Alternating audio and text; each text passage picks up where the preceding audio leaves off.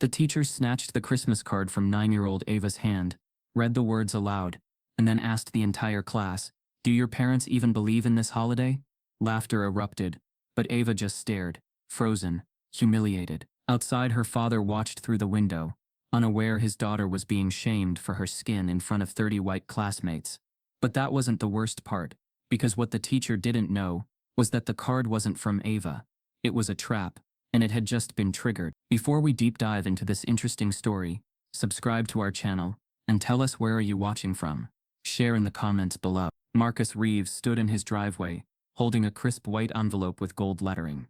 His wife Danielle smiled beside him, balancing a grocery bag full of Christmas lights and wrapping paper. Their 2 kids, Jalen and Ava, darted between them, giggling about who would get the last piece of peppermint bark when they got home. The envelope had been tucked into their mailbox without a stamp, meaning it was hand-delivered, and in their quiet suburban neighborhood of Brookdale Heights, that could only mean one thing: an invitation. Maybe a Christmas party, maybe a neighborhood gathering, maybe something warm, something finally inclusive. For years, Marcus had tried to blend in, to be seen as just another dad in a cul-de-sac of white picket fences and white neighbors. He coached Jalen's soccer team, volunteered for the PT, never raised his voice even when things felt off. He played it safe, always, but this envelope felt different, hopeful. He opened it slowly, standing at the edge of his driveway as snow flurries started to dust his shoulders.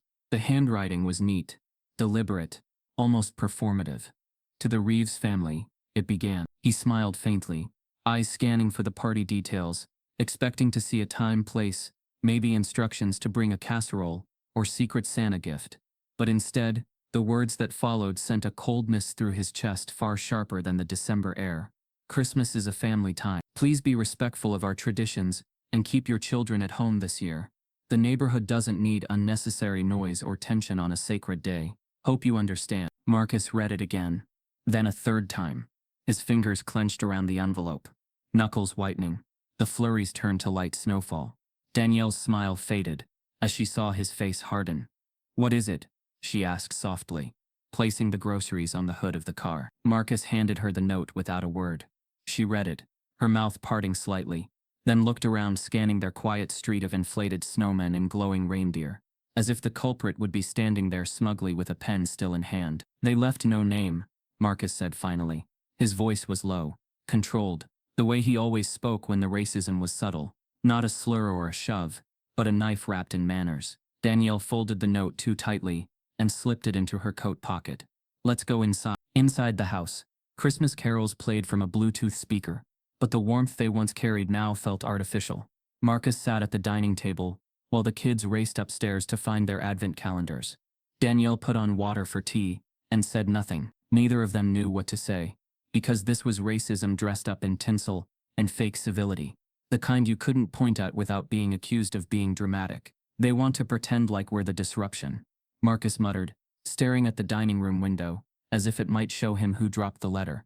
"We've lived here 5 years, hosted game nights, bought candy for Halloween, invited them to Ava's birthday last year." Danielle's voice was flat.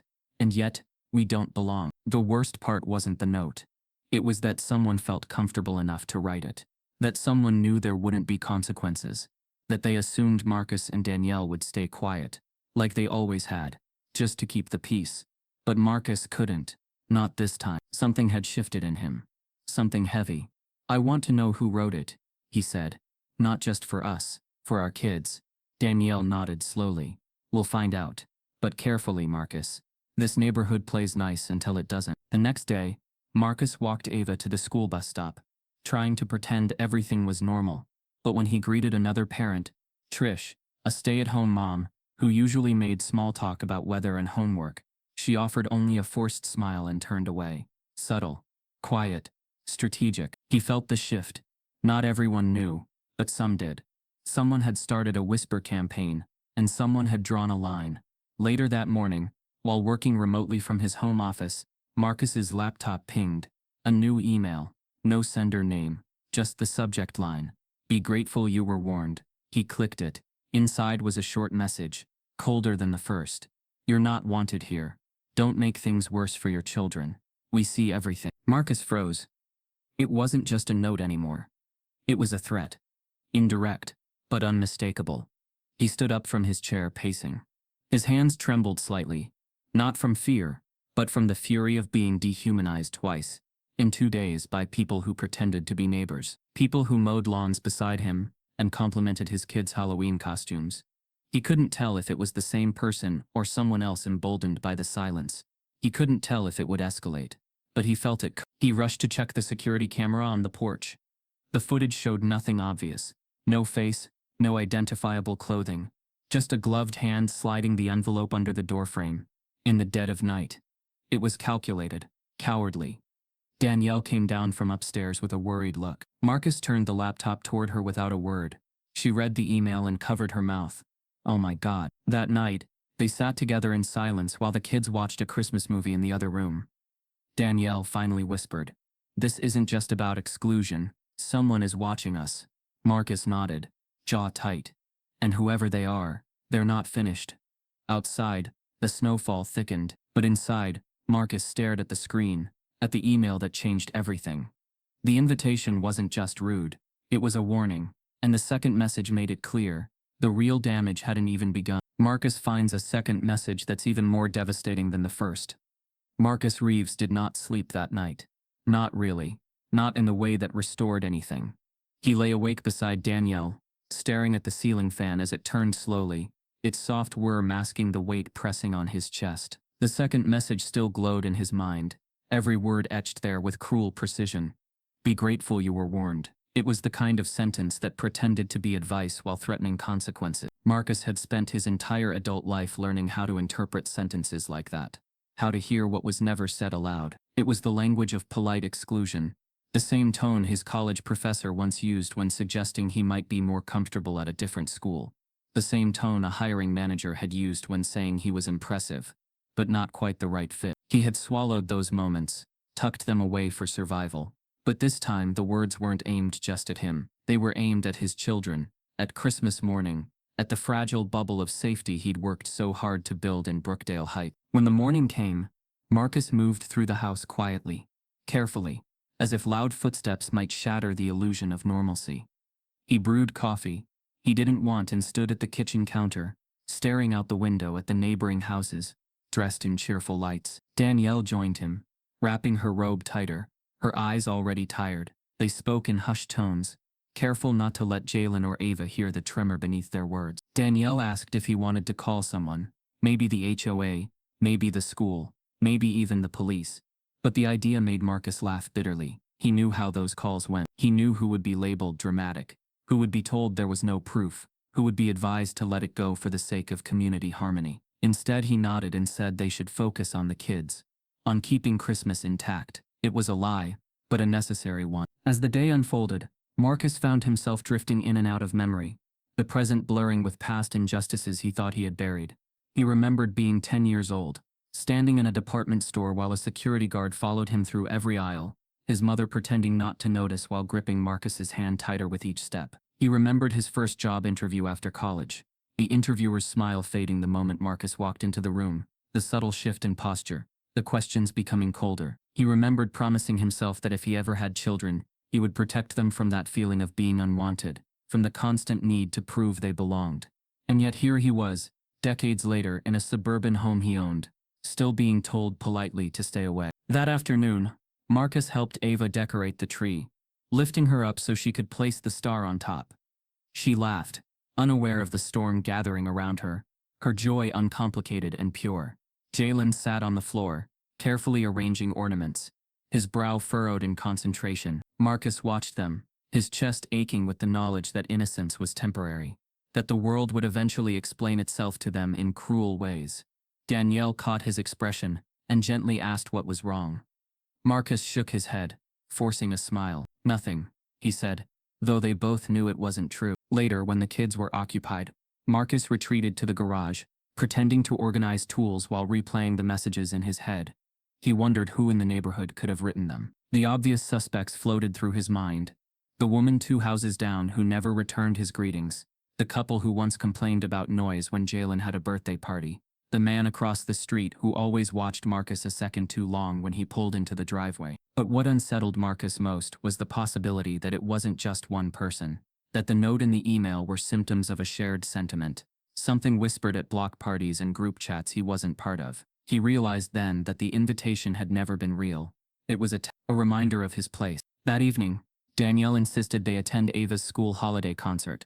Marcus hesitated, worried about running into neighbors, but agreed. Sitting in the auditorium, surrounded by smiling parents, he felt the familiar sensation of being visible and invisible at the same time. He noticed how conversation stopped when he approached, how eyes flicked away. During the concert, as Ava sang on stage, Marcus felt pride and fear intertwine. He clapped loudly, unapologetically, daring anyone to question his presence. When the concert ended, a woman he barely recognized approached him. She introduced herself as Laura, another parent. Her smile was nervous, her voice low. She told Marcus she wanted to say something but didn't know how. Marcus listened, heart pounding, as she explained that she had seen someone near his house late one night. Someone slipping something into the mailbox. She hadn't thought much of it then, but after hearing whispers at school, she felt sick with guilt. Marcus felt the room tilt. He asked her who it was. Laura hesitated, glancing around as if the walls themselves were listening. She didn't give a name, only a description, vague but loaded with implication. She said she didn't want trouble. She said she hoped Marcus understood. He did. Too well. As she walked away, Marcus realized that this wasn't just about pain anymore. It was about knowledge. Someone had seen. Someone knew. And that meant the silence around him wasn't empty. It was deliberate. On the drive home, Marcus told Danielle everything. Her hands tightened on the steering wheel as she listened, her jaw set. An eyewitness, she said softly. That changes things. Marcus stared out the window, the neighborhood lights blurring past. He felt something stir beneath the exhaustion and hurt. Not hope. Something sharper. Resolve. Because for the first time since the messages arrived, Marcus understood that the truth was closer than he thought, and that someone else had been carrying it in silence. Marcus discovers an unexpected witness saw the neighbor send the message. The next morning, Ava clung to Marcus's hand longer than usual, as they waited near the front doors of Willow Creek Elementary. Normally she'd be bouncing with energy, eager to see her friends and share holiday stickers or peppermint-scented erasers. But today, she stayed quiet, her eyes searching the crowd of parents and kids, as if something was out of place. "Daddy," she said softly, "did I do something wrong?" Marcus looked down, startled, bending to her level. "What? No, baby, why would you think that?" Ava hesitated, her voice barely above a whisper. "Kayla said her mom doesn't want her talking to me anymore. And someone told Emma that we were troublemakers." Marcus froze, a familiar hollow opening in his chest. "Who told her that?" he asked, keeping his voice steady, but Ava just shrugged, tears threatening. "I don't know. I didn't mean to make trouble." He hugged her tightly, his jaw clenched. This wasn't just gossip anymore. His daughter was starting to absorb the weight of their quiet punishment.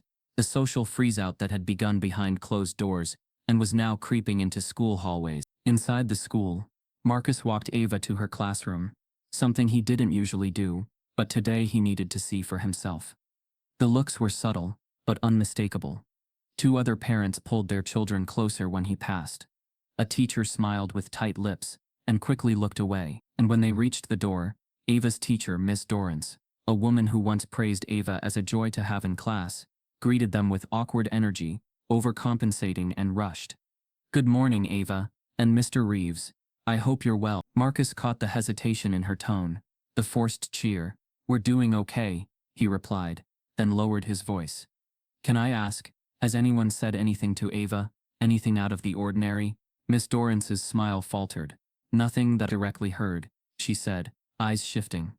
"But kids do talk, and sometimes they repeat things they hear at home." Marcus nodded slowly.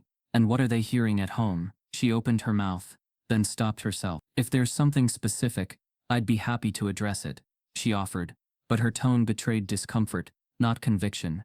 Marcus thanked her, kissed Ava on the forehead, and walked out slowly, the hallway stretching longer than it ever had. He didn't go straight home. He walked down the corridor to the administrative office, a decision he hadn't made lightly. The principal, Dr. Karen Eldridge, was in her office behind glass, talking animatedly, on the phone. She saw him and stiffened slightly before waving him in. Her office smelled of cinnamon-scented candles and printed holiday newsletters stacked on her desk. "Marcus," she said, Overly warm. I was actually meaning to reach out after the concert. So good to see you. He got straight to the point. Something's happening in this school, Dr. Eldridge. It's subtle, but it's spreading. My daughter is being isolated, and it's not by accident. She folded her hands slowly. I understand you're upset. No, he interrupted. I'm aware. There's a difference. She leaned back, that practiced calm expression schools use to diffuse conflict. There's been some chatter, a few parents expressing concerns about community values, but we try not to let personal disputes affect the school environment. Community values, Marcus echoed, nearly scoffing. Is that the phrase we're using now? She softened her voice like she was talking to a wounded animal. Marcus, this is a heiress school. We've always welcomed all families. You welcomed us until someone decided we didn't belong. He shot back. Now my daughter is being punished, and I'm asking if this school has the backbone to say that's not okay. Dr. Eldridge was silent for a beat too long. We'll look into it, she finally said. A generic promise that meant nothing. On his way out, Marcus passed the teacher's lounge. Through the narrow window, he saw two staff members whispering, one of them glancing out toward him. Their conversation stopped as soon as he passed. The feeling followed him into the parking lot, clinging like smoke. Back in his car, he gripped the steering wheel, not ready to turn the key.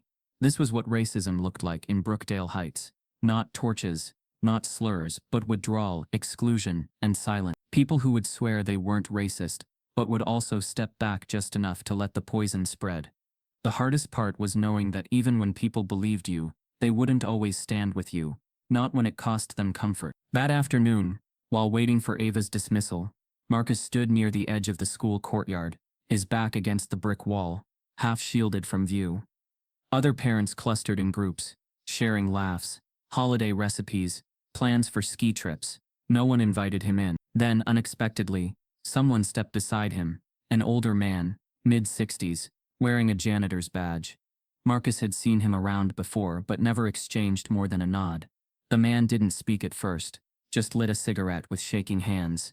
You're the one getting the messages, right? He said finally, eyes still on the horizon. Marcus turned to face him, startled. Excuse me? The man took a drag and exhaled slowly. I saw someone messing with your mailbox last week. Around 10 p.m. I stay late sometimes, cleaning. Thought it was odd. Marcus's pulse quickened. Did you see who it was? The man paused, his jaw flexing. White woman, blonde hair, big puffer coat. Looked nervous. Tried to move fast, but I got a decent look. Marcus's mind raced. Half the women on the street fit that description. You know her? He asked. The man hesitated, then shook his head. Can't say, but I've worked here a long time, and I've seen this neighborhood long enough to know when something's off. Why are you telling me this now? Marcus asked, suspicious. The man dropped the cigarette and crushed it under his heel. Because this ain't the first time this school's played nice while a black family gets pushed out, he said. And it won't be the last, unless someone stops it. He turned to walk away but then stopped. You didn't hear this from me. Before Marcus could ask more, the man disappeared around the building. When Ava came out a few minutes later, her smile returned briefly, at the sight of her father, but she looked over her shoulder too, as if unsure who might be watching. On the drive home, she said quietly, Miss Dorrance forgot to give me a part in the play. She said there wasn't enough room, but other kids joined last minute. Marcus gripped the steering wheel tighter. The isolation wasn't slowing, it was accelerating. That evening, as the family tried to distract themselves with decorating sugar cookies, a knock came at the door. No one was expected. Marcus opened it cautiously. No one was there, just a small envelope on the porch. No name. He picked it up, heart racing, and opened it under the kitchen light. Inside, written in hurried script, you need to check her past. You're not the first. There's something you don't know. A stranger slips Marcus an anonymous note with a secret that could flip everything. Marcus sat at the edge of the couch, the anonymous note shaking slightly in his hands, as the sounds of Danielle helping Ava with homework floated in from the dining room. You need to check her past. You're not the first. There's something you don't know. Those words looped in his mind like a warning siren muffled under snow. He didn't know who wrote it, but the tone was urgent, almost protective, and that part, you're not the first, struck a nerve. This wasn't just about him, or his kids, or the Christmas snub. There was history here, something buried deep, and someone wanted him to dig it up. He sat at his laptop and opened a new browser tab. fingers hesitating before typing the name. He hipped it, Angela Whitmore. That was the woman who lived 3 houses down. Blonde, middle-aged, sharp jawline, always wore pristine coats, and carried herself like the HOA president even though she wasn't. She'd waved at Danielle from a distance, never Marcus directly.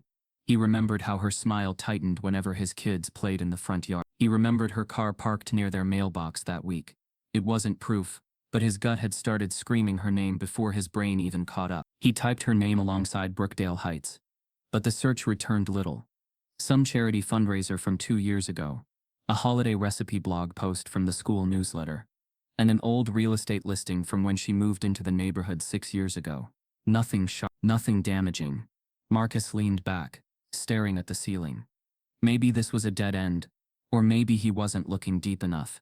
He added another term to the search, Angela Whitmore discrimination, and that's when the real shift happened. A buried news article from 2013, not front page, not viral but real. Marcus clicked it, his heartbeat doubling as the headline came into view. Private school settles discrimination lawsuit over minority student expulsion. The article described a wealthy prep school in upstate New York that had come under fire for unfairly targeting and expelling a black student after an alleged incident during a school event. The student's parents had claimed racial bias, citing discrepancies in how their child was treated versus white students who were involved. The article named 2 people involved in the administration at the time, and there it was, in print, Angela Whitmore, parent volunteer coordinator. Marcus's stomach twisted. The article went on to detail how Angela had allegedly rallied other parents to demand the student's removal, even writing emails accusing the boy of being aggressive and dangerous. But no criminal charges had ever been filed, and the school eventually settled quietly with the family out of court. Angela's name wasn't central in the article, but it was there, tied to a moment of racial targeting that felt disturbingly similar to what Marcus was now experiencing. And she had moved to Brookdale Heights just 1 year later. Marcus sat frozen for a long moment, absorbing the implications. This wasn't just a woman with unconscious bias or a discomfort with change. This was someone with a record, a woman who had targeted a black child before, used her influence to spin fear into policy, then quietly relocated when things got too loud, and now she was 3 doors down from his family, doing it all over again. A slow anger bubbled under his ribs, not fiery, surgical. He knew now that this was never about Christmas.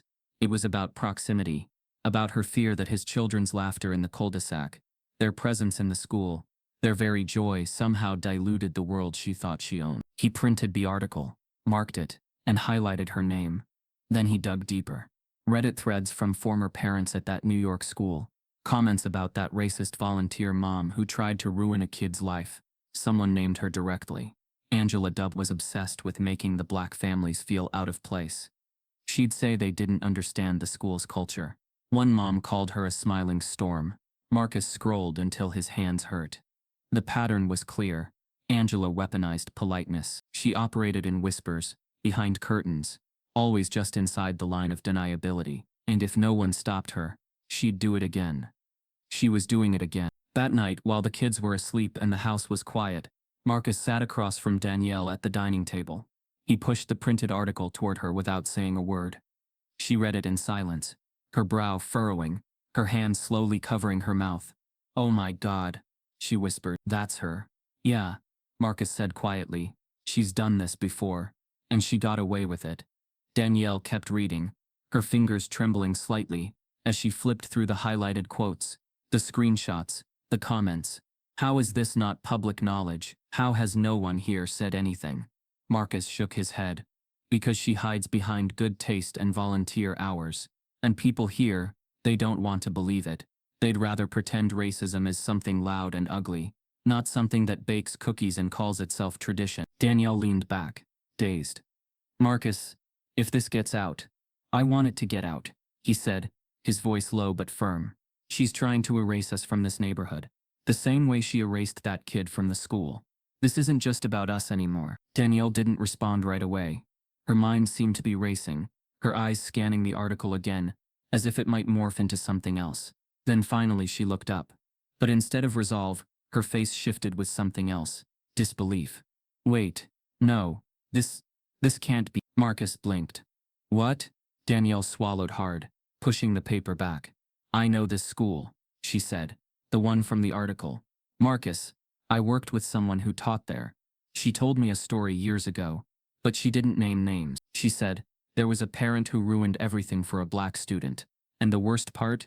That parent had connections in the district office. Marcus, what if she's more than just a neighbor? What if she's connected here too? Marcus confronts his wife with the revelation, and she reacts with disbelief. Danielle sat back in her chair, the printed article still in front of her like a legal document waiting to detonate. Her eyes weren't just reading anymore. They were remembering. That school, she said again. Slower now, her voice laced with a tension Marcus hadn't heard since her father's funeral. It was called Hawthorne Academy.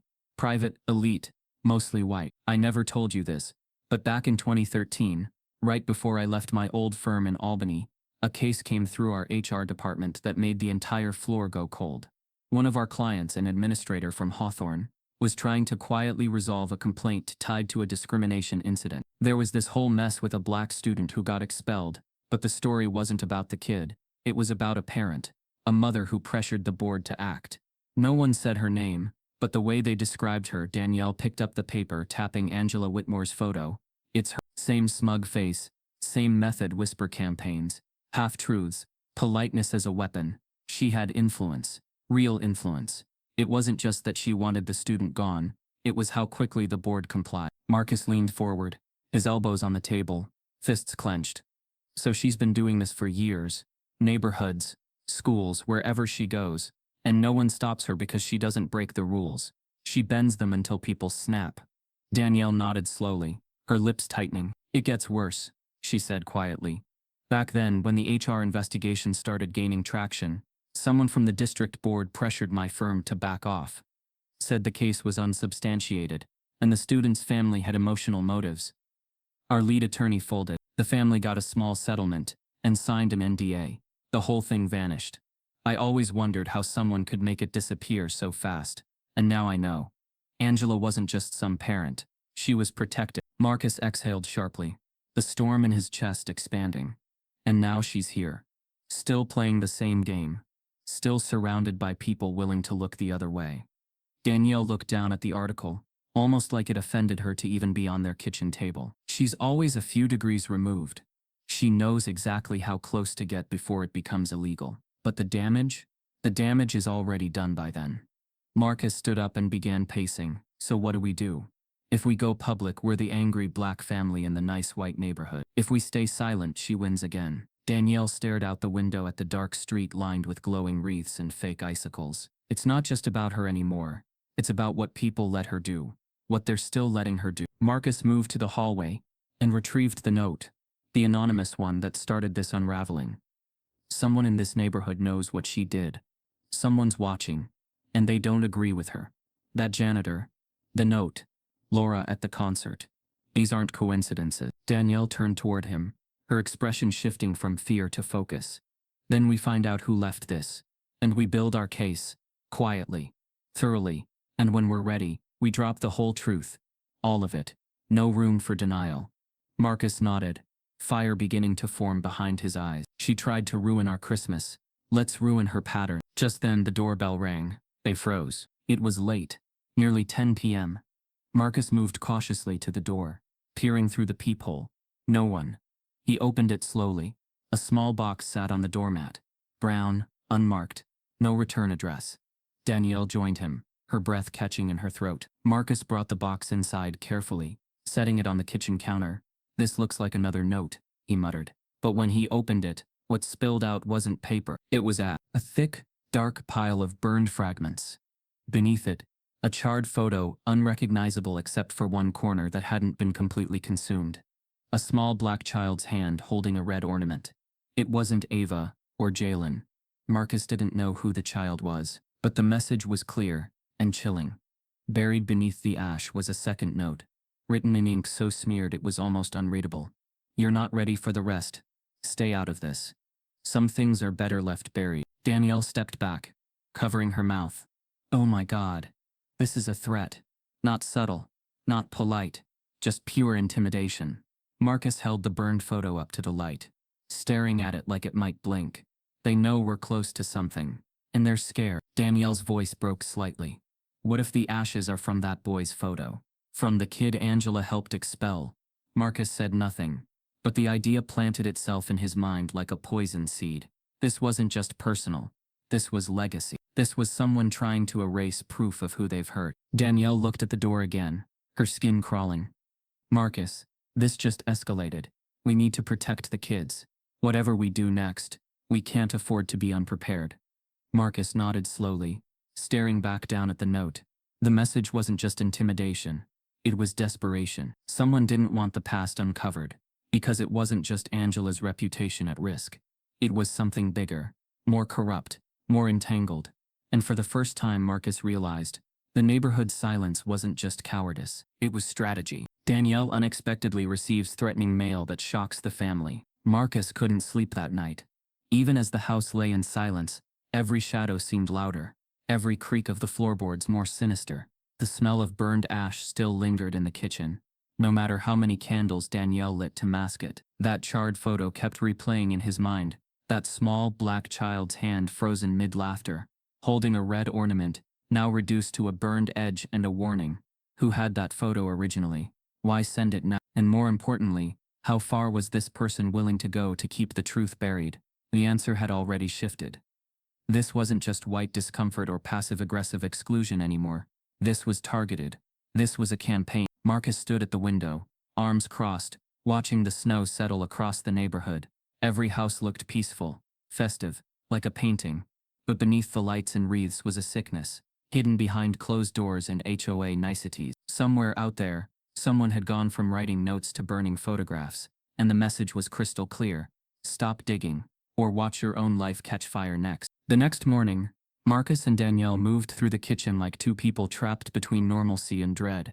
They didn't speak much while packing the kids' lunches, but their eyes met often, brief, loaded glances that said, "We're not imagining this." When Ava came bounding down the stairs in her reindeer sweater, Marcus forced a smile and kissed her cheek. Jalen followed, earbuds in, nodding his head to music he didn't want them to hear. They were still kids, untouched, but the world was pressing in. Danielle crouched to zip Ava's jacket. "Don't talk to strangers today, okay?" Ava tilted her head. "Why would I?" Danielle hesitated. "Just stay with your teacher, okay?" Ava nodded slowly, sensing more in her mother's voice than the words gave away. After dropping them at school, Marcus turned to Danielle in the car. "We need to talk to someone." Danielle kept her hands on the wheel. "Who? The police?" He didn't answer. They both knew what that would lead to. A report filed, maybe. But no action. Worse, they might be labeled paranoid. "We don't have proof," Danielle added.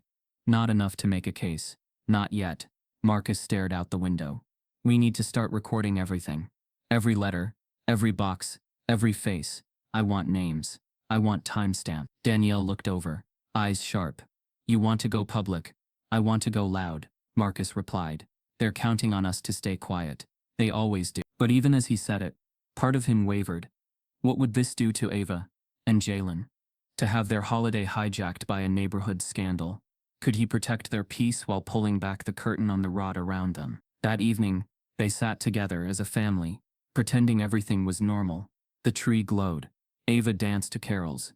Jalen helped string popcorn garland, and yet Marcus kept looking toward the window, expecting a rock, a knock, another envelope. Danielle brought out 2 boxes marked Christmas Kids from the attic, and opened them. "We need some light in this house," she said, forcing a brightness into her voice that almost held. Ava opened her box, pulled out last year's handmade ornament, a felt snowflake with glitter glue and crooked stitching. "Remember this, Daddy?" She grinned. "You said it looked like a pancake." Marcus laughed. "Still does. For a second it was okay." Then Jalen, silent all night, pulled something from the second box. A folded note tucked into the ornament box that hadn't been there last year. His face shifted. "Mom, what's this?" Danielle turned, confused. Marcus walked over and took it from Jalen's hand. It wasn't the handwriting from before. This was typed, clean, precise. But what it said turned Marcus's blood to ice. "Your daughter has such a sweet voice. Shame if it ever got drowned out."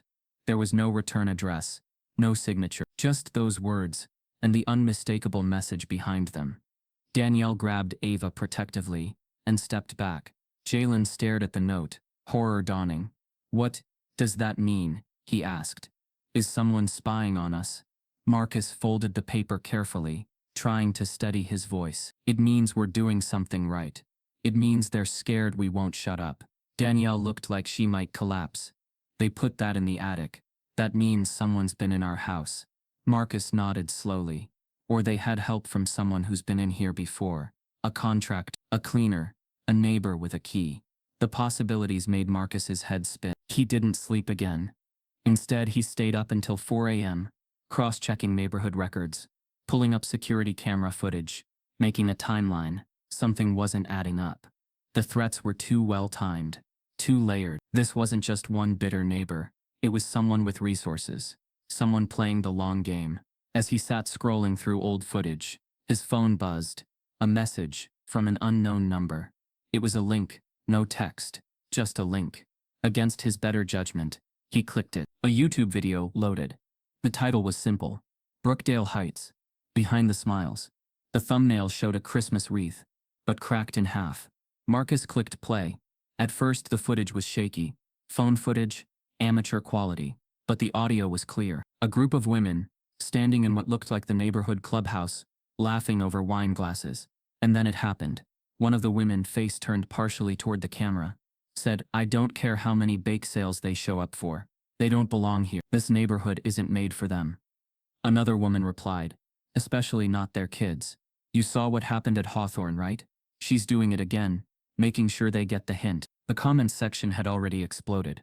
Some people were defending them. Others were enraged. But one thing was clear. The video had been posted anonymously, and it had already racked up thousands of views. Danielle came running into the room, her phone in hand.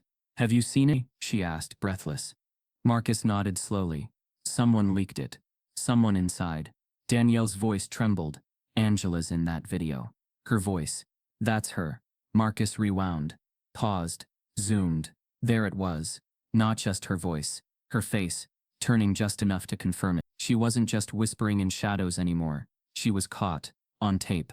A viral video appears online that puts the entire neighborhood on edge. By the next morning, Brookdale Heights wasn't just a quiet, upper-middle-class neighborhood with snow-covered sidewalks and synchronized Christmas lights. It was ground zero for a national conversation. The video had spread like wildfire, crossing neighborhood lines, state lines, and even time zones. Local news stations ran it with blurred faces and red-circled voice overlays. TikTok creators dissected every word. Anonymous Redditors pulled up HOA rosters, school fundraising records, and old feebook comments, connecting dots and implicating names without mercy. Angela Whitmore was no longer a polite neighbor with tasteful holiday decor. She was now trending under hashtags like suburban segregation and Brookdale whispers. And Marcus Reeves, who never intended to be a symbol, woke up to find himself caught in a storm that had no off-switch. But while the world was talking, the neighborhood was seething, and his children were walking into it every day. At the breakfast table, Ava sat picking at her toast, her holiday pajamas looking dull against the dimmed lights of a home, now filled with surveillance paranoia. Jalen, always the quieter one, refused to even bring his phone downstairs. "They're sending stuff to my DMs," he said without looking up. "People from school, kids I don't even know. One said I should be lucky we're allowed to live here at all." Danielle dropped her coffee spoon with a clang. "What? Are you serious?" Marcus reached across the table, trying to stay calm. "What exactly are they saying?" Jalen shrugged, eyes on the floor. "Just that we brought this on ourselves, that we're ruining Christmas, that this was supposed to be private and now everyone's being punished because of us." Danielle exhaled hard, her hands shaking as she held her mug. "Punished? They're not the ones getting anonymous threats stuffed into ornament boxes." Ava looked between them, confused but absorbing every word. "Am I not allowed to sing in the concert anymore?" she asked softly. No one had the heart to answer. Outside, the air felt colder than usual. As Marcus walked Ava to school, neighbors either avoided eye contact entirely or gave tight, performative smiles. One woman across the street, someone Danielle once exchanged cookie recipes with, turned her back as they passed. Another muttered something under her breath that Marcus couldn't quite hear, but he didn't need to. He felt it. It wasn't just the video. It was the mirror it held up. People weren't angry. It happened. They were angry. It was seen. When Marcus returned home, his inbox had tripled in size overnight. Messages from strangers, activists, media outlets, even one from a lawyer claiming to represent concerned parties in the neighborhood, requesting an amicable resolution. The audacity of it stunned him. They wanted peace, but not accountability. They wanted silence, not healing. Danielle sat on the couch with her laptop, her screen filled with comment threads and opinion pieces. "There are people trying to twist the whole thing," she said, claiming the video was edited, that the voices were AI generated, that this is some social experiment, and then others, "They're blaming you, saying you planted the notes to play the victim." Marcus rubbed his temples. "Of course they are, because it's easier to believe I fabricated the hate than to admit they ignored it for years." He paused, then added bitterly, "It's not about truth, it's about protecting comfort." Danielle nodded slowly. "You still want to go to the school board meeting?" Marcus looked at her. More than ever. That afternoon, they received the official email. A special session of the school board had been scheduled in response to recent public concerns regarding racial climate and safety in the Willow Creek community. Buried 3 paragraphs down was a line that froze both Marcus and Danielle in place.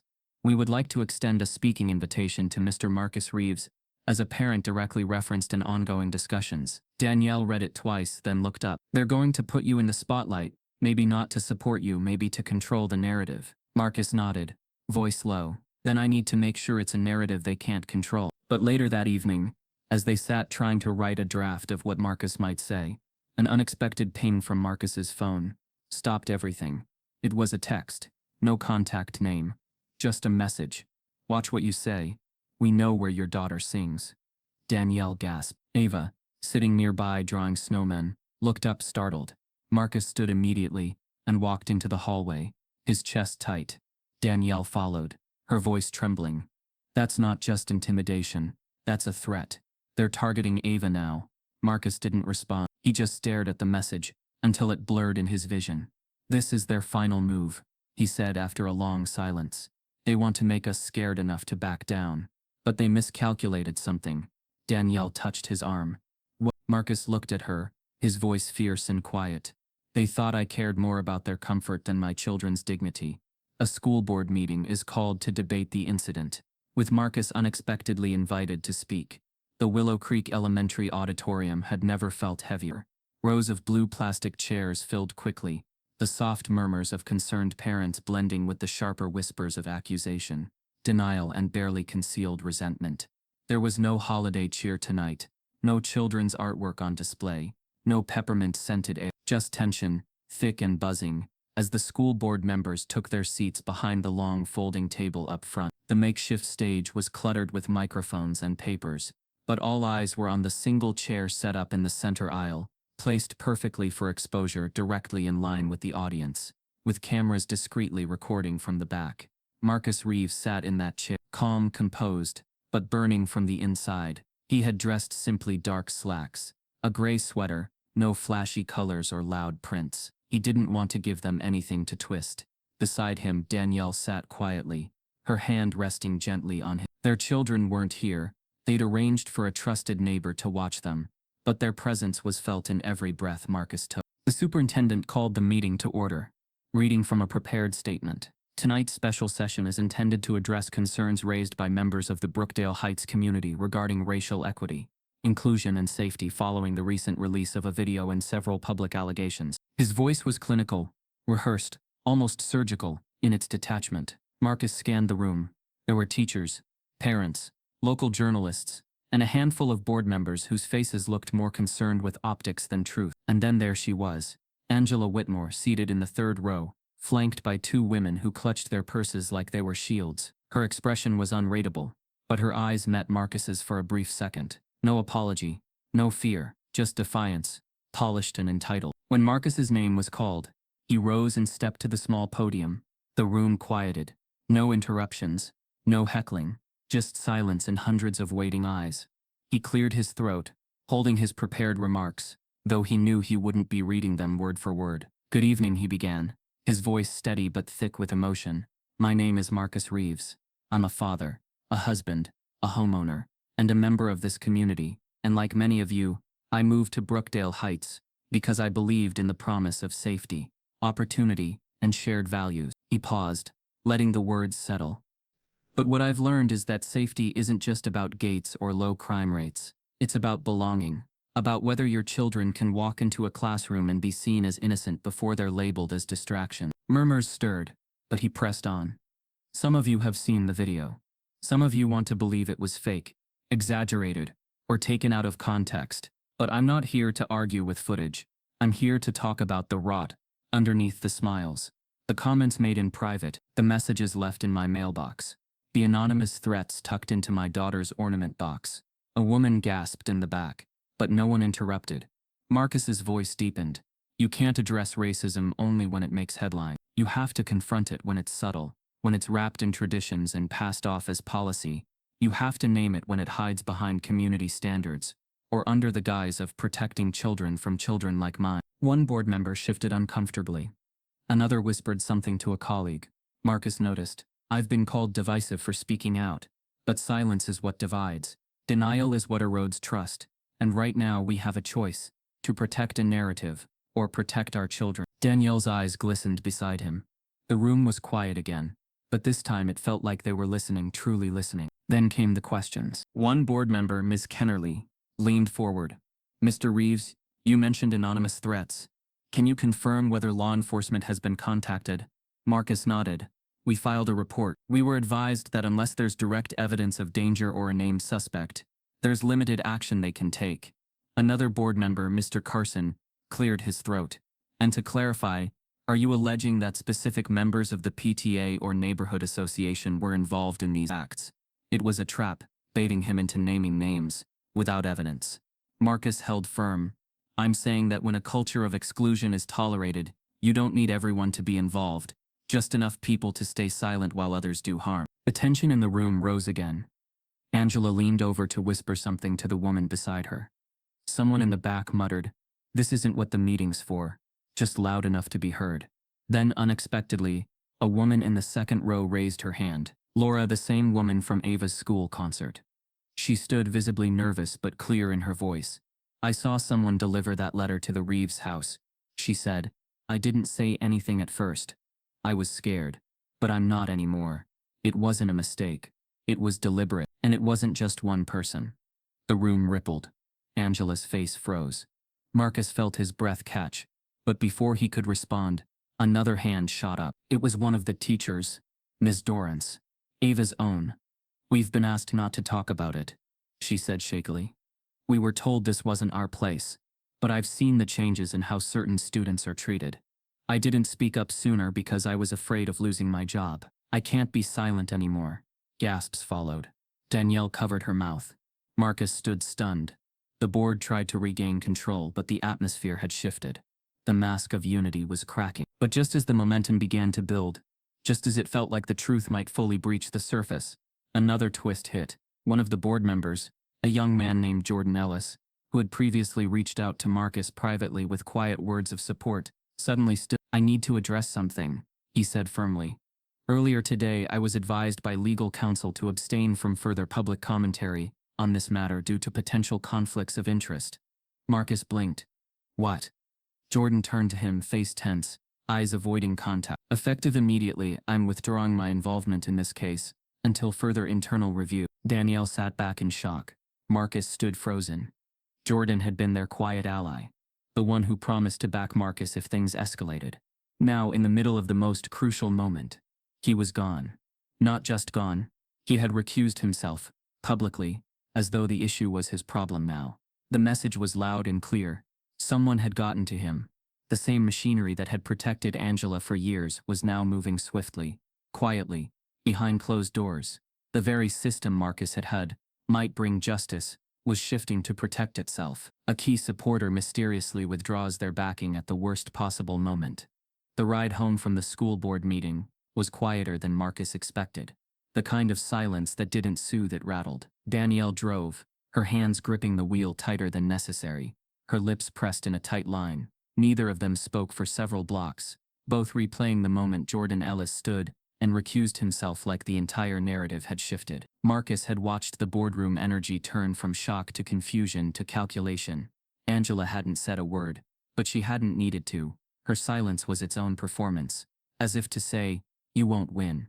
You never did. He felt it in the way the crowd avoided eye contact afterward, in the rushed goodbyes from once sympathetic teachers, and in the way even Laura, the brave parent who'd spoken up, slipped out quietly without another word. Silence had returned to Brookdale Heights, not because it was peaceful, but because the truth had made too many people uncomfortable to speak it out loud again. Back at home, the kids were asleep, and Danielle poured a glass of wine she didn't touch. She sat at the kitchen island while Marcus stood across from her, the air between them thick with what neither of them wanted to say. "Jordan was our bridge," she said finally, her voice low. "He had the ear of the superintendent. He said he was with us." Marcus leaned on the counter, eyes locked on the floor. "He was, until someone reminded him he had more to lose than we do." Danielle looked up sharply. "That's what they count on, isn't it? That no one will risk their comfort for someone else's truth." Marcus didn't answer. He didn't need to. Every look he'd gotten leaving the meeting said it all. They'd been turned from neighbors to liabilities, from a family to a controversy. Later that night, Marcus scrolled through his messages, rereading threads from people who had once promised support, community members, teachers, even a few former friends. Most had gone dark. One even deleted the thread entirely. His phone vibrated, an alert from a local news outlet. "School board meeting sparks racial tension in Brookdale Heights." He clicked it. The article was hollow, sanitized. It quoted board members emphasizing the need for unity and avoiding divisiveness. No mention of the threats or the video, or Angela's name. Marcus refreshed the comments. A mix of sympathy and venom. "Sounds like another case of race baiting. So tired of people turning everything into a social issue. Why didn't he just let it go?" Marcus slammed the phone down. Danielle didn't flinch. "They want to exhaust us," she said, "and it's working." But before either of them could spiral deeper into defeat, Marcus's email chimed. It was from an unrecognized address. The subject line was blank. He hesitated, then opened it. There was no message, just a single PDF attachment labeled, "Read this before they bury it." Marcus downloaded it, heart racing. The document was a scanned report, old and grainy but real. It came from a small-town newspaper in Illinois dated 12 years ago. The headline hit him like a hammer. "Local camp faces backlash after allegations of discrimination and forced removal of black teen." The camp was privately run, funded by donations from upper-middle-class families, many of whom had since moved away. Marcus scanned the article, barely breathing. The story was eerily familiar: accusations that a black camper had been unfairly expelled, after an incident that several staff members said had been fabricated. The twist: the parent of the camper's accuser was listed by name, Angela Whitmore. She had coordinated a group of parents who demanded the boy's removal, after claiming he made several white girls uncomfortable. There had been no evidence, but he was sent home, quietly, no charges filed, just shame and silence. The camp closed 2 years later, but the boy's family never received an apology. Marcus sat back, stunned. "Danielle, you need to see this." She read the file slowly, her fingers trembling as she clicked through the scanned pages. "This is a pattern. This isn't about neighborhood drama. This woman has spent years targeting black kids wherever she goes, and no one's ever stopped her." Marcus exhaled sharply. Until now, Danielle looked up at him, fire rising in her chest. "What if we go higher than the school board? What if we contact that family? Bring everything out on our own terms?" Marcus nodded, the weight of isolation slowly shifting into something else. Purpose. But even as hope sparked, something else crept in. Marcus opened his texts again, and noticed a new message had been quietly delivered, just 5 minutes earlier. No number, just a screenshot. It showed a folder on someone's desktop, labeled "Reevaluation, Marcus Reeves Family, Prepared Dossier." The image was cropped, but the implication was unmistakable. Someone was building a file. On him. On his family. Danielle saw it too, her voice cracked. "They're going to try and discredit us." Marcus nodded slowly. "We just became a threat. Evidence surfaces that the neighbor was involved in an even darker incident years ago." Marcus stared at the cropped screenshot on his phone. The folder titled "Reevaluation, Marcus Reeves Family, Prepared Dossier," burning into his vision, like a digital threat, laced with centuries of old tactics. It wasn't paranoia anymore. It was confirmation. Someone was actively working behind the scenes to undermine his credibility, to twist his family's pain into a narrative that suited their own defense. It wasn't just intimidation, it was character assassination dressed in bureaucracy. Danielle leaned over his shoulder, her voice hushed but resolute. They're scared of what we know now. That file? That's not damage control. That's strategy. And if they're building a case, it means they're protecting someone bigger than Angela. Marcus nodded slowly, a pit forming in his stomach. This goes higher than we thought. The school, the board, they're just the surface. Danielle's eyes narrowed. And if we don't push back now, that file will become their truth before we even get a chance to speak ours. The next morning, Marcus began digging. He revisited the Illinois camp article and noticed a detail he'd missed. One of the families involved in silencing the case had a last name that matched a current Brookdale School Board trustee. He searched deeper, pulling property records, LinkedIn connections, and archived donor lists. The dots began to connect like bruises under a microscope. Angela hadn't just relocated to Brookdale Heights after each incident. She had done so with support. At every stage of her targeting, there was someone in position on a board, on a PTA and legal counsel, quietly enabling her, shielding her, and repositioning her as harmless community leadership. These weren't isolated moments of racial discomfort. They were chess moves in a strategy of maintaining social control under the illusion of civility. The names changed, the towns changed, but the silence? That was always the same. Midday, an email hit Marcus's inbox that stopped him cold. Subject line: read Brookdale story. Urgent interview request. It came from a verified journalist, Maya Delaney, an investigative reporter known for exposing systemic racism in education and suburban politics. She'd covered landmark stories that took down entire boards, unearthed decades of suppressed testimonies, and shifted national conversations. Marcus opened it, hands tense. The message was brief but powerful. I've seen the video. I've seen the document. What you're facing isn't new, but your story could crack a wall wider than Brookdale. I want to talk. But we'll need to be smart. They're already spinning a narrative. You have 24 hours before this becomes someone else's version. If you're willing to fight, really fight, I can help you take it national. On the record. Danielle sat down next to him, her face pale. Do we risk that much attention? We still have to protect the kids. Marcus stared at the screen, heart racing. If we don't do it, they'll rewrite it without us. Ava and Jalen deserve better than growing up thinking silence was the right response. Danielle's voice cracked. Then we do it right. We show them how to hold the line. Marcus replied to Maya's email with one word: ready. That night, Marcus received another anonymous message. This time a Dropbox link. It contained scans of internal memos from the Brookdale PTA dated 3 years ago. One memo revealed a conversation about community compatibility, subtly referencing the racial and economic background of families moving into the neighborhood. It used coded terms like cultural harmony, educational balance, and demographic integrity. Another document showed that Angela Whitmore had served on a neighborhood tradition oversight committee, which had no official purpose other than advising on seasonal appropriateness for local events, a role she had used to exclude families she deemed too disruptive. But buried at the bottom of the folder was the bombshell: an email thread between Angela and the principal of Willow Creek at the time, a now retired educator named Richard Tuller. In it, Angela referenced an unnamed black student who had created discomfort among the community. Tuller's response was chilling. As always, we appreciate your insight. We'll handle this discreetly. Marcus stared at that sentence for nearly a full minute. Discreetly. That was the word that had followed every decision, every closed-door conversation, every ruined child. Racism wasn't always loud. It whispered. It delegated. It sanitized itself in minutes and dressed itself in PTA polos. Danielle printed the emails, each one a fresh layer of fury and confirmation. This is the evidence people say never exists, she said. Well, now it does. The next morning, Maya Delaney called. Her voice was confident, experienced, but with an edge of urgency. You're holding dynamite, she told Marcus. The camp story, the school emails, the HOA codes, they all point to systemic patterns. But we need more than documents. We need testimony. Someone on the inside. Marcus hesitated. Most of them have gone quiet. Maya was quiet for a beat.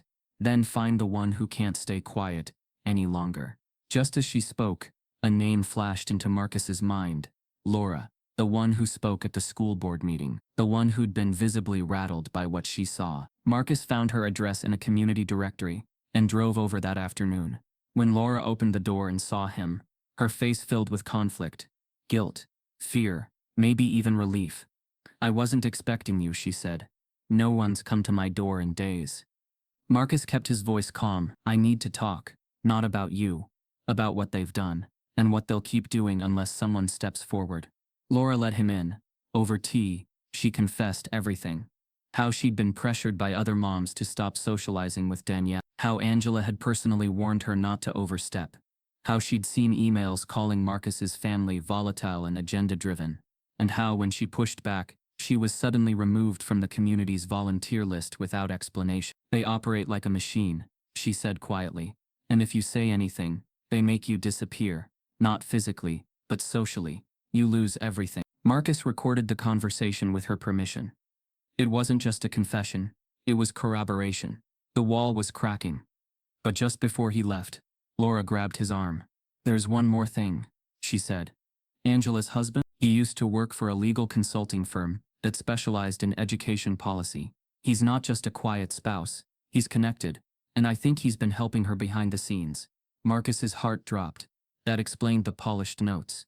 The precision, the immunity. This wasn't just about Angela.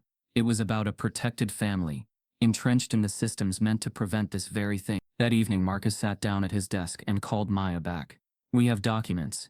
We have testimony. And now we have a link. Someone who knows how to weaponize the law. Maya didn't hesitate. Then here's what we do. I'll start my expose. You hold your evidence. Don't leak it yet. We go public together. Same day. Same story. Total control. But Marcus, she paused. If we do this, you're not just challenging a neighborhood. You're challenging a system that's been protecting itself for decades. Marcus looked at a photo of his kids on the desk. Then let's break it. An influential journalist contacts Marcus with a shocking proposal. Marcus sat alone in the kitchen. The clock ticking past 2 a.m., his laptop open but untouched, the screen frozen on Maya Delaney's last message. We drop it in 48 hours. If you're in, you're all in. The cursor blinked like a heartbeat. Outside, the snow had begun to fall again, coating Brookdale Heights in a deceptive stillness that didn't match the chaos boiling just beneath its surface. Every house still had its twinkling lights on, wreaths in place, families likely wrapping presents and sipping cocoa. But for Marcus, the warmth of the season had curdled into something else, exhaustion laced with fear. He wasn't just holding evidence anymore, he was holding a match, and he knew that once it was lit, there was no taking it back. The truth didn't just come with a price, it came with a target on your back, and he just stepped into the center of the bullseye. Danielle appeared quietly in the doorway, wearing one of Marcus's old college hoodies, her face softer but lined with worry. You're still up, she said. He nodded without looking, thinking. She walked over and placed a hand on his shoulder, her touch grounding. We don't have to do it this way, she said gently. We could send the documents anonymously, protect the kids, keep our names out of it. Marcus closed the laptop and finally looked at her. But then we lose control of the story. We let someone else decide what gets told, what gets silenced. Danielle sat down across from him. And what if they come after us harder? What if they spin it so you're the aggressor? You know how they twist things. All they need is one doubt, one crack, and they'll tear your character apart before you even get a chance to defend it. Marcus was silent for a long moment. They're already doing that. That dossier? That wasn't just a threat. It was the opening move. Danielle exhaled slowly, her voice almost breaking. You remember what happened in Cincinnati? Marcus flinched. Of course he remembered. 6 years ago, when Jalen was still in preschool, a neighbor had accused him of stealing from a garage sale basket. No proof, no confrontation, just a whisper to the school board that led to an incident review and Marcus's abrupt dismissal from the PTA. No one ever said the word theft out loud, but the damage had been done. His reputation tarnished, their family isolated, and Jalen left wondering why his best friend stopped talking to him the next day. We moved here to escape that, Danielle continued, to start over. And now here we are again, except this time, it's bigger, it's louder, and there's no running from it. Marcus leaned forward, elbows on the table, eyes distant. Then maybe it's time we stop running. Over the next day, Marcus prepared meticulously. He organized every email, every memo, every scanned testimony, labeling them with dates, sources, and verification notes. He backed up the files to 2 drives, one for Maya and one for a lawyer they hadn't even hired yet, but knew they'd need. Danielle contacted Ava's school under the guise of a schedule concern, quietly checking in on her daughter's upcoming holiday concert. just to make sure no sudden rescheduling had taken place. Jalen, sensing the weight in the air, kept his headphones in, but stayed close to his parents all day, his silence saying more than words could. But just as things began to settle into motion, a twist hit. At 4:12 p.m., a breaking news alert exploded on Marcus's phone. The headline was short. Brutal. Brookdale father faked racism to gain attention. Sources say. Below it, a cropped photo of Marcus from a school event 3 years ago, smiling beside a teacher. The article, published by a fringe news site with ties to local political donors, claimed unnamed insiders had come forward alleging Marcus had orchestrated the letter-writing campaign to manipulate public sympathy and launch a personal crusade against the school board. It was filled with speculative language, but the damage was immediate. By 5:03 p.m., the article had spread across Facebook, Nextdoor, and even made its way into local school group chats. People Marcus had coached soccer with were now commenting with phrases like, "Wow, if this is true, and I always felt something was off." Danielle stood in the middle of the living room, her face ghost white, holding her phone. "They moved first," she whispered. "They leaked a fake version to poison the well before you could speak." Marcus sat down hard, his legs suddenly weak. "It's a trap. They knew the documents were real, so they hit us with character assassination to discredit everything." He scrolled through the article, noting how none of the sources were named, how the entire piece relied on perception and concerns rather than facts. But perception in suburban circles was power, and facts, they rarely got the chance to speak first. That night, Maya called.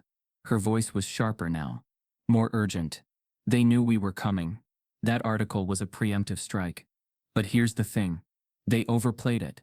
Because now we have the receipts, and if we drop it with full documentation, it won't just disprove their lie. It'll expose the whole system they're trying to protect. But Marcus, once it's out, there's no going back. Your face, your voice, all of it. This becomes national." Marcus looked at Danielle, who nodded, her fear now replaced by resolve. "Then let's go national," Marcus said. "Let the whole country see what comfort protects. Let them see what we've seen." A major news leak could either shatter the neighbor's defense or destroy Marcus's credibility. The story broke at 9:02 a.m., sharp, detonating across national feeds like a digital earthquake. Maya Delaney's exposé went live with the headline, "Polite Racism in the Suburbs, the Untold Pattern of Angela Whitmore." The article was unflinching. It laid out the chain of incidents, from the Illinois summer camp, to the New York prep school, to the Brookdale Heights ornament threat. Every claim Marcus and Danielle had gathered was backed with scanned emails, time-stamped messages, and transcribed interviews. It even included the now infamous HOA memos, and the recorded testimony from Laura, whose voice cracked mid-interview but never wavered. The piece was methodical, damning, and impossible to dismiss as mere speculation. For the first hour, Marcus just sat on the couch in stunned silence, watching his name and face flood the internet. Danielle scrolled with her hand trembling slightly, reading both support and slander side by side. "They can't unsee it now," she whispered. "It's out. It's real.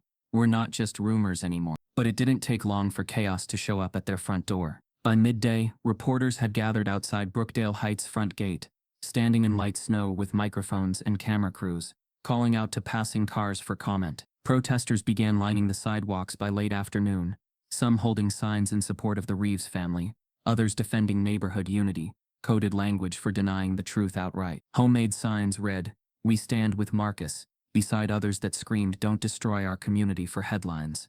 The same streets where kids once rode scooters now became battlegrounds of ideology. Arguments broke out between strangers who'd never spoken before. A pickup truck with a Gadsden flag blared country music past the Reeves home, circling twice before speeding off.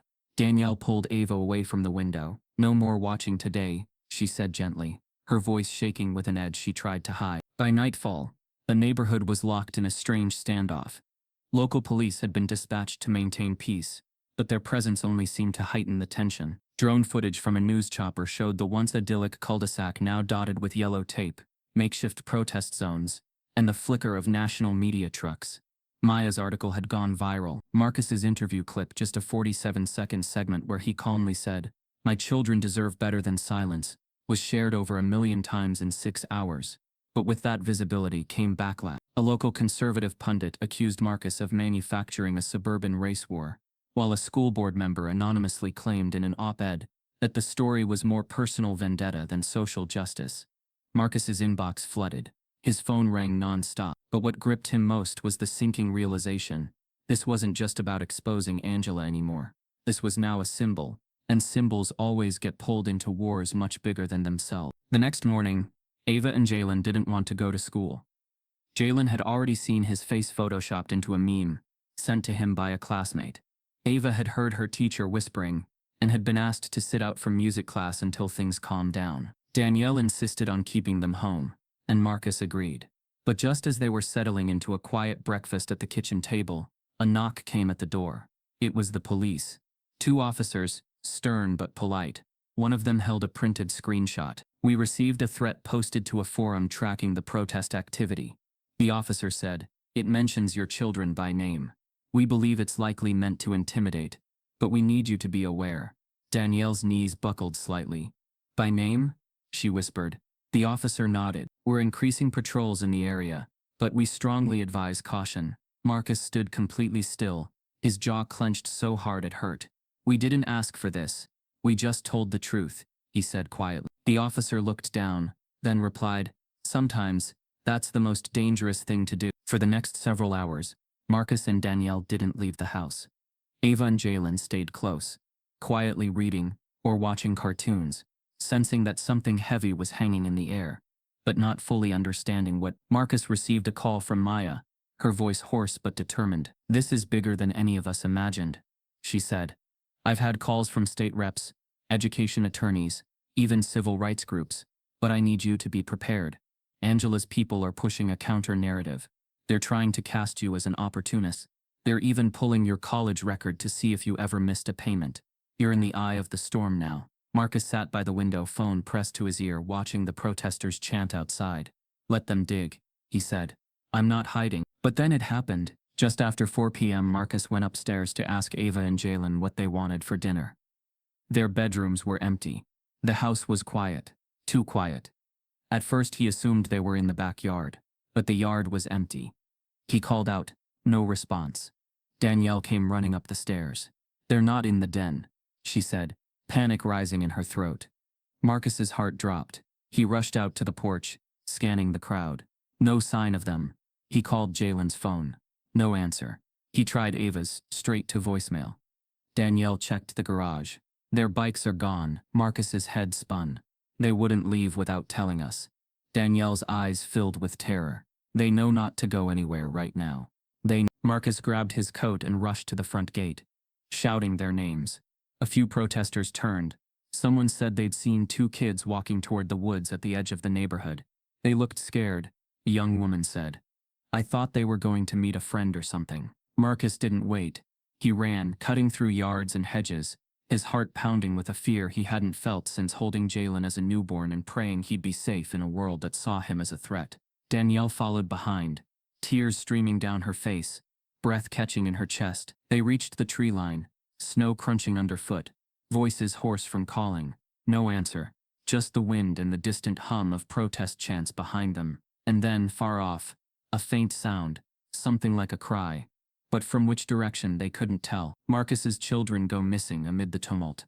Marcus tore through the woods, slipping on frozen leaves and patches of ice, his breath fogging into the air as his lungs burned.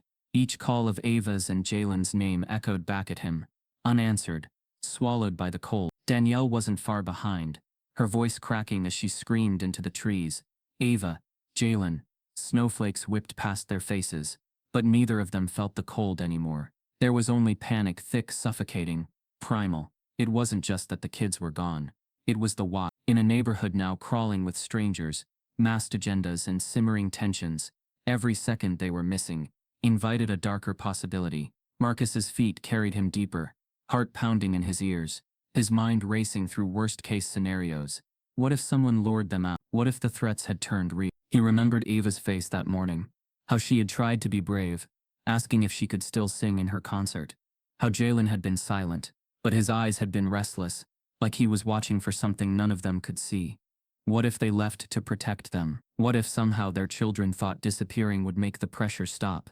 Danielle stumbled over a branch, caught herself and yelled again. "They were scared, Marcus. What if someone from the crowd called them out? What if they followed them? Marcus forced himself to stop, to breathe, to think. They wouldn't go far, he said, eyes scanning every tree, every path, not without a reason. Then something caught his eye, a piece of red yarn, snagged on a low branch. Ava's scarf. They followed the trail, moving faster now, hope and dread tangled together. Minutes later, they reached a clearing by the creek that ran just outside the neighborhood line. That's when they saw them. Two small figures huddled beneath a wooden gazebo, near the frozen water. Marcus's heart nearly gave out. "Ava," he shouted, rushing forward. Jalen looked up first, his face pale, eyes wide. "Dad!" Ava turned and ran into his arms, sobbing. "We didn't mean to scare you." Danielle collapsed beside them, wrapping them both in her arms. "Why would you leave? Why didn't you tell us?" Jalen looked down. "We overheard someone at the protest. They said someone might try to do something to us. We didn't want to be there if something happened." Marcus hugged them tighter, shaking his head. "You're never safer without us. Never. We'll always fight for you. Not because we have to, but because you deserve it." Ava sniffled. "I thought if we hid until it all went away." Danielle cupped her face. "It won't go away, but you won't go through it alone." As the family sat together in the snow-covered gazebo, a figure emerged from the trees behind them. Marcus stood immediately, shielding the kids. "Who's there?" The man stepped forward slowly, arms raised, tall, older, familiar. It was Mr. Langston, the retired janitor from Willow Creek, the one who'd first told Marcus about seeing the envelope being dropped off. "Didn't mean to scare you," he said gently. "I was coming to find you." Marcus lowered his guard slightly. "What are you doing out here?" Langston looked at the kids, then back at Marcus. "Because there's something I never told you. And now I think it might matter." Danielle frowned. "What do you mean?" Langston exhaled slowly, his breath mixing with the snow. "Years ago, back when I first moved here, I worked part-time maintenance at the district office. It wasn't official, just under the table. Cleaning files, moving furniture, that kind of thing. One night I was organizing an old storage room, and I found boxes of disciplinary reports, stuff from the old days. I wasn't supposed to read them, but I did." He looked at Marcus. "One of them was about Angela, not her as a parent, her as a student." Marcus's eyes narrowed. "Go on." Langston nodded. "She went to school in a district not far from here. Apparently she was part of an incident in high school. She accused a black boy of assault, said he cornered her after school, but there were no witnesses, no camera footage. Still, the kid got suspended. His name was Malik Carter. A year later, same girl, different town. She accused a teacher of being hostile for grading her too low. Same result. He got removed." Marcus felt something crack open in his chest. "She's been doing this her whole life." Langston nodded grimly. "She learned early that crying wolf worked, and that she'd always be believed first." Danielle whispered. "That's the pattern. This isn't just strategy, it's identity." Langston reached into his coat and pulled out a folded paper. "I kept a copy of the report from the school. I knew I wasn't supposed to, but something told me to hold on to it." Marcus took the paper, scanning it. Angela's name, Malik's name. The phrases "student claims she was followed, no other students corroborated story, disciplinary action taken out of precaution." Marcus's hands trembled. "This is the smoking gun. This proves her pattern started decades ago." Langston looked away. "I tried to give it to someone once. They told me to mind my business if I wanted to keep my job." Danielle stepped forward. "But now it's time someone listened." Suddenly, Marcus's phone buzzed. An unknown number, but local. He answered it hesitantly. "Hello?" The voice on the other end was cautious, but urgent.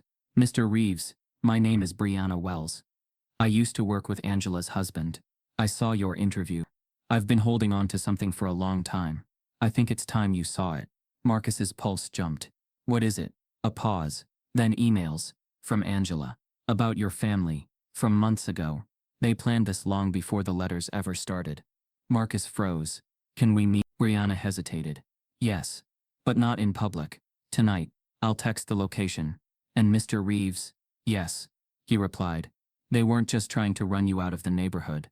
They were trying to ruin you permanently." Marcus confronts someone he never expected, holding the key to his children's location. "Write this section in full detail, ensuring it reaches the target word count mentioned in the outline, staying true to the story's characters, emotions, and flow. The storytelling should be third person and feel cinematic, immersive, and unpredictable. 1. Maintain flow from the previous section. No hard resets or time skips unless outlined. 2. Every paragraph must add value, either build tension, reveal emotion, or push the story forward. 3. End with a cliffhanger that compels immediate curiosity about the next section. 4. Insert an unexpected twist if needed, especially every 2-3 sections, for structural impact. 5. Use natural emotionally layered dialogue. 6. Stick to the word count mentioned in the outline, and write complete fluid paragraphs. 7. The story must be emotional and crispy, no physical fight, only racist and emotional damage. Normal Chatman Likna documents, and na Likna headings, or word count B. Sath, Liknan or script co. Iki Parawam Liknan 14. Truth in the broken places, 1,500 words. At the story's emotional crescendo, hidden motives, remorse, and justice converge. Allies emerge from unlikely places, and Marcus must make a decision that alters the course of many lives forever. Cliffhanger. As reconciliation begins, Marcus receives one final message that redefines everything. The meeting place was a dimly lit parking garage behind an abandoned strip mall, the kind of space where secrets tend to survive longer than memories. The air was biting, wind slicing through the open concrete like a blade. Marcus stood with his coat zipped to his chin, nerves simmering beneath his steady posture as he waited. Danielle had stayed home with the kids, but not before slipping a note into his docket that read, "No matter what they try to take, they can't take your truth." He held on to those words now like armor. Moments later, a sedan pulled into the garage. A woman stepped out, tall, with a fast walk and purposeful eyes. Brianna Wells. She looked over her shoulder once before walking up to Marcus and handing him a sealed manila envelope. "Everything's in there," she said quietly. "I shouldn't have waited this long." Marcus took the envelope, glancing at her. "Why now?" Brianna hesitated. "Because watching them come after your kids woke something up in me. I used to think staying quiet kept me safe." But the silence turned into complicity. Angela's husband, he coached her. He ran legal interference every time someone got too close to the truth. I saw emails he sent encouraging her to preserve traditional optics and mitigate demographic shifts, like this was some kind of war for him. Marcus blinked. "He's not just supporting her, he's architecting this." Brianna nodded. "He knows the system. He's been weaponizing it for years." Back at home, Marcus laid the documents out on the kitchen table. Danielle at his side. Both of them absorbing page after page like puzzle pieces that had finally found each other. Emails dated months before the first mailbox incident. Drafts of anonymous letters written on legal templates. Phrases like leverage subtle legal pressure and encourage neighborhood reevaluation without direct confrontation.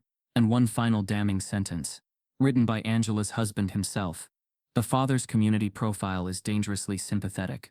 Redirecting perception will be necessary." Danielle covered her mouth. "They were planning a smear campaign before they even knew us." Marcus leaned back, eyes closed, overwhelmed by the calculated evil in front of him. "This wasn't personal," he said. "It was strategic." But then his voice cracked. "And our children were pawns." News of the leaked documents spread fast. Within 24 hours, Maya Delaney updated her investigation with full legal evidence from Brianna's folder. It was all there now. Proof of coordination, systemic targeting, and deliberate efforts to remove Marcus's family from the neighborhood under a disguise of civility. National anchors began quoting Maya's piece. Local news flipped its narrative, now asking the school board to answer for covert exclusionary practices. And in an unexpected ripple effect, past victims of Angela Whitmore began to come forward. Some anonymously, others with tearful public statements. A mother in Illinois, a retired teacher from New York, even a former Brookdale resident who admitted she had been quietly offered legal incentives to move out when her biracial son started getting higher grades than the sale board president's child. The illusion of normalcy had shattered, and underneath it lay a history too tangled to ignore. Yet amid the chaos, something remarkable began to shift. Where silence once reigned, voices now rose. Laura, the once timid neighbor, organized a group of parents to demand new policies for racial equity in school oversight. Miss Lawrence, Ava's teacher, apologized publicly and volunteered to lead the district's first inclusive curriculum committee. Even Langston, the retired janitor, received a flood of messages from strangers thanking him for speaking up when others didn't. The community hadn't healed, but the infection had been exposed. And for the first time, Marcus felt like something real was taking root. Still, none of it came without weight. The threats didn't stop. They changed form. Vague messages like "hope you're ready for what comes next" still landed in Marcus's inbox. Jalen's name was pulled into online forums that speculated whether he'd been coached to act like a victim. But this time, the darkness didn't win. Because this time, they weren't alone. They had a record. They had witnesses. And they had the courage to stand inside the fire without flinching. 2 days before Christmas, a candlelight vigil was held outside Willow Creek Elementary. Not just for the Reeves family, but for every family who had ever been quietly pushed aside in favor of preserving a picture-perfect lie. Neighbors, teachers, students, even former board members came together, each holding lights in silence. Marcus stood with Danielle, Ava, and Jalen, surrounded by hundreds. The principal took the stage and formally apologized. The superintendent announced a complete overhaul of the district's disciplinary review system, and then Maya herself stepped forward with one final announcement. "Tonight we honor a truth that was buried," she said, her voice steady. "But more importantly, we protect the people who unearthed it." After the vigil, Marcus stood alone near the sidewalk, watching the crowd disperse under the soft glow of porch lights and snowfall. His breath slowed, his chest a little lighter. For the first time in weeks he felt stillness, until his phone buzzed. No caller ID. One message. He opened it, expecting another threat. But it wasn't. It was a photo. Angela Whitmore, in a courtroom hallway, shaking hands with someone Marcus didn't recognize. Beneath it, "This isn't over. Check the courthouse. She's already negotiated." As reconciliation begins, Marcus receives one final message that redefines everything. Christmas morning arrived, not with music and gifts, but with quiet.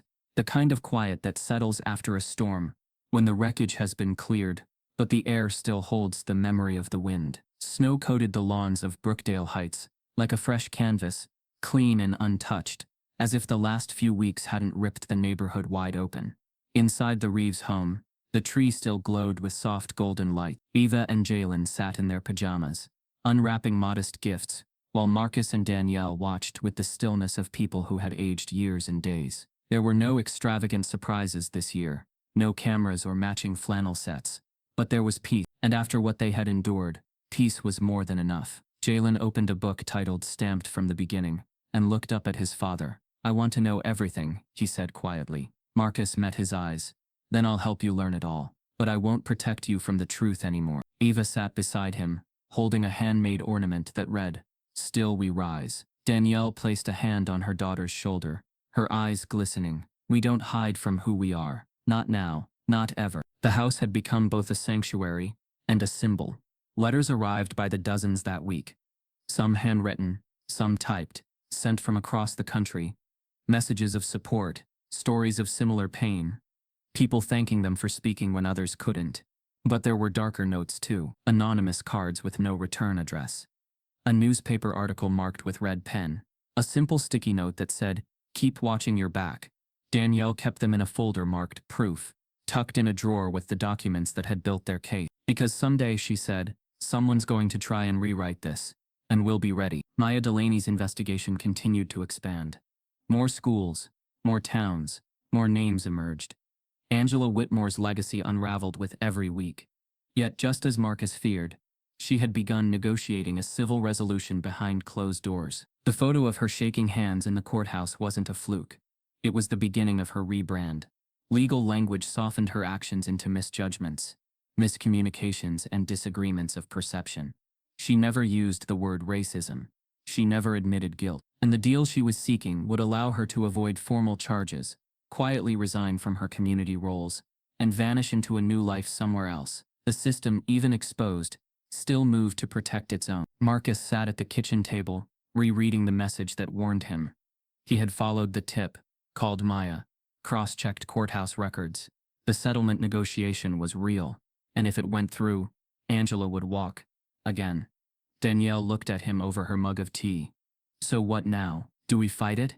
Marcus was quiet for a long moment. "I don't know if we can stop it," he said, "but we can expose it. Again. And again. Every time they try to bury the truth, we dig it up louder." Danielle nodded slowly. "Then let's plant something this time. Something permanent." 3 days later, Marcus announced the formation of a foundation, the Reeves Family Equity Project. Its mission was direct: fund legal support for families facing discrimination in quiet communities, partner with journalists, offer legal literacy programs, train parents on how to document exclusion in real time. Within a week, the website had more hits than they could track. Donations poured in, some large, many small. Messages, from towns with no spotlight, but all the same wounds. A mother in Ohio, a father in Colorado, a teacher in Louisiana, all echoing the same plea: help us name what they refuse to see. Brookdale Heights changed too. Slowly. Some neighbors still refused to speak to the Reeves family, but many did. Some apologized. Some brought casseroles. Others showed up at town hall meetings with their own stories, no longer afraid. The school board launched a full audit of its discipline practices. Laura was elected to the PTA. Langston was asked to help lead an advisory council, and Ms. Dorrance created a new holiday music program, centered on inclusive voices. Marcus and Danielle attended the first rehearsal. Ava stood front row, singing a version of Lift Every Voice and Sing, with trembling pride. Marcus filmed it, not for social media, not for proof, but for memory, for legacy. But even in healing, there were reminders. Jalen still got looks from some students in the hall. Ava overheard one parent whisper, "This is why we don't talk politics at school." And every so often, Marcus still checked the cameras outside his home, out of habit. One evening, as snow fell lightly and the neighborhood was mostly dark, he stood on the porch watching the lights flicker across the lawns. Danielle joined him. "Think it's over?" she asked. Marcus shook his head. "No. But I think we changed something, even if it's small, even if they try to undo it." Danielle smiled softly. "Then it was worth it." Just as they turned to go inside, Marcus's phone buzzed. Another anonymous message. He opened it with the usual caution. But this time what he saw stopped him cold. It was a scan of a document. Not threatening, not hostile. Just a form titled Application for Enrollment, St. Alden's Preparatory Academy. At the bottom, in unmistakable print, Angela Whitmore. And under the intended student line, adopted black female, age. Marcus stared at the screen, heart thudding. Danielle looked over his shoulder, her face freezing. "Is this a joke?" she asked. Marcus didn't answer. The image spoke louder than any message. Angela, stripped of power, unrepentant, was attempting to adopt a black child, and no one had stopped her. Not yet. A subtle revelation hints that the struggle for true equity is just beginning. No child should ever be shamed for the color of their skin. No family should have to fight this hard just to be seen.